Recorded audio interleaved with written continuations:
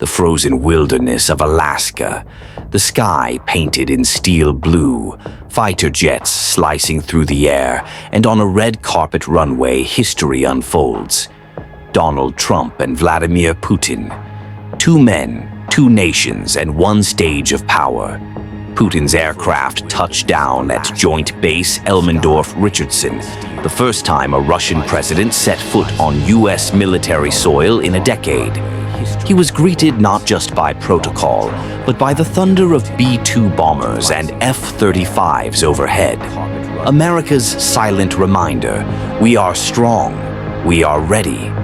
In a moment of pure symbolism, Trump opened the doors of the Beast, the armored presidential limousine. He invited Putin inside, two rivals side by side, driving through the military base like uneasy partners.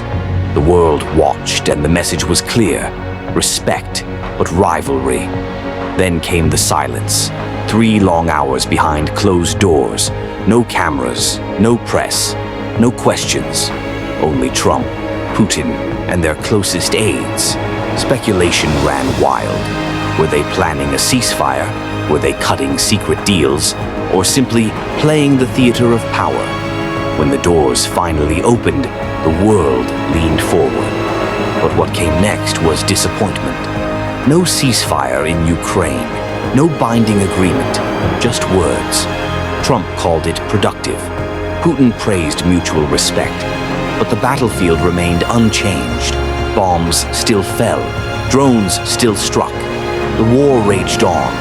And yet, Putin walked away with a victory. Not on the battlefield, but in the court of image. He stood on U.S. military soil. He shared the headlines with the American president. For him, the Alaska stage was not about peace. It was about power. Trump, meanwhile, played his own game.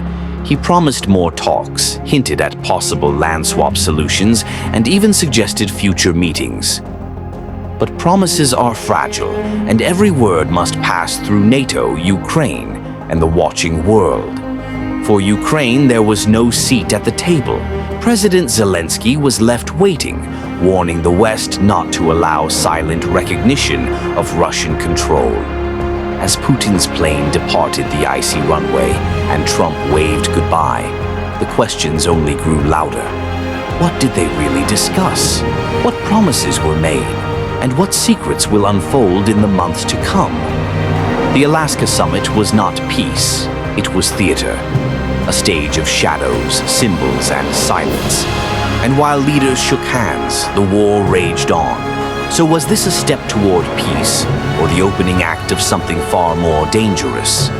The world waits, and history holds its breath.